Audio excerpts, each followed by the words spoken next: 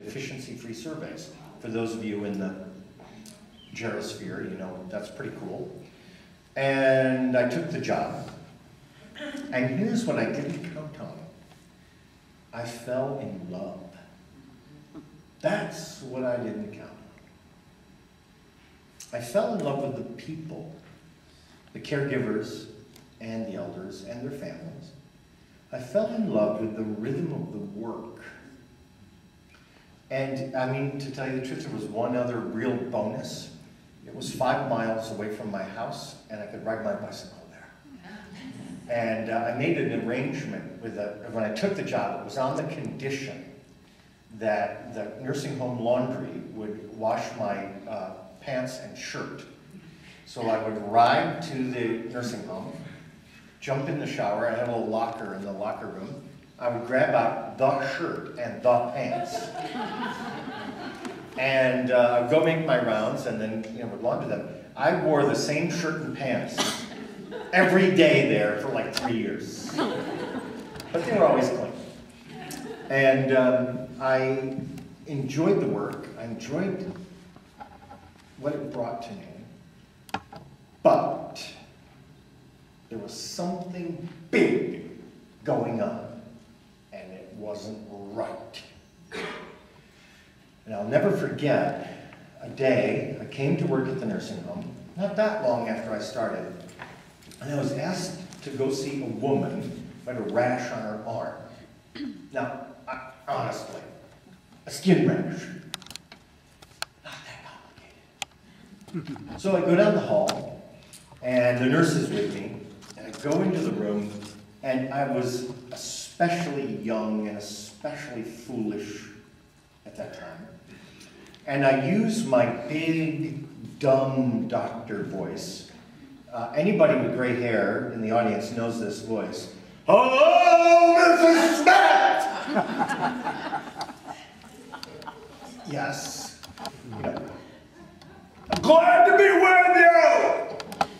Anyway, I go in, I'm talking to her, I look at the rash on the arm, I know what it is, I'm ready to prescribe a cream. And this woman, this very frail, very old woman, with the palest blue eyes,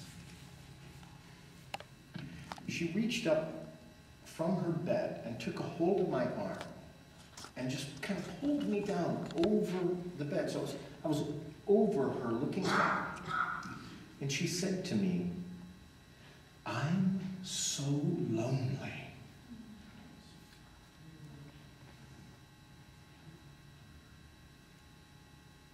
That was a problem I didn't know how to handle. I'd been trained to take care of the rash on the arm. But to her, the rash on the arm was nothing. She was dying of a broken heart. And I had nothing to offer. So what I started to do was to ride my bicycle to the nursing home and come in and spend time there when I wasn't working. And boy, does the place look different when you're not working there. Wow! I got these black and white speckled composition books. I'm sure you have them, like kids use. And I would just sit for hour after hour after hour and observe and listen and watch and write. And it gradually dawned on me that the elders were suffering from loneliness, helplessness, and boredom. That the root cause of the suffering inside the nursing home was not high blood sugar or hypertension or low potassium. The cause of the suffering was spiritual, in that these elders felt that they did no longer belonged among the living. And that is a terrible, terrible kind of suffering. I got thinking about what to do about that. And it turns out that modern medicine and nursing actually has nothing to offer. Nothing.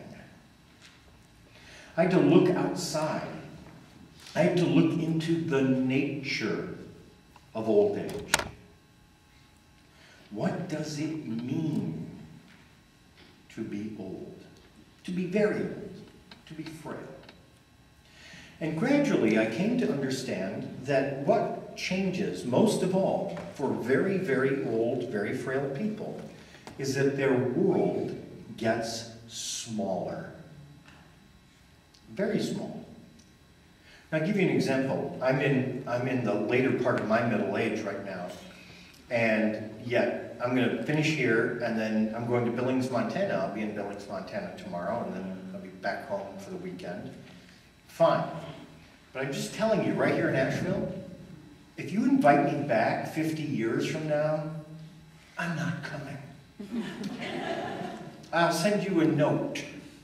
But I'm not coming because 50 years from now, my world will be very much smaller than it is now.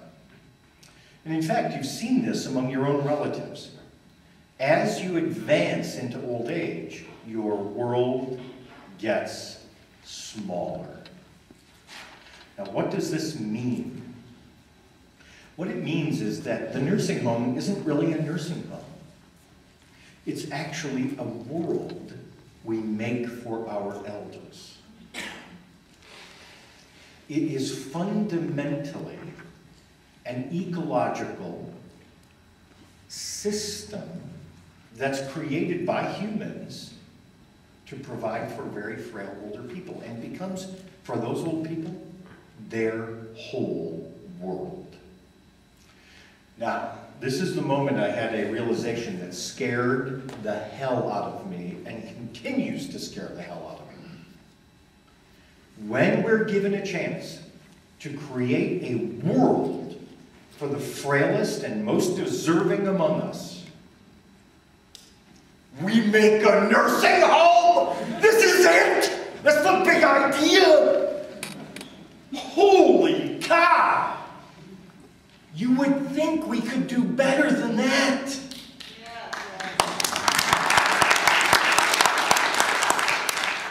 It's not a living place. Fundamentally, it's a dying place. So I started asking questions about worlds and world making, and of course I was led directly back to the story of Eden. And what I love about the story of Eden is that it's all about world making. And, you know, if you know the story, and I reckon down here you do, if you know the story, it all starts out great. Whoosh! Cosmos! Sun, moon, night, day, land, sea. Wow! Excellent! Then there's a human being. And the problem starts. And I want you to think for a moment, if you know that story well, think for a moment. What was the first problem in the universe? Loneliness. Think about it. In all creation, the first problem, the first prayer was, God, I am lonely. Now the answer to the prayer came in two forms. One was a companion.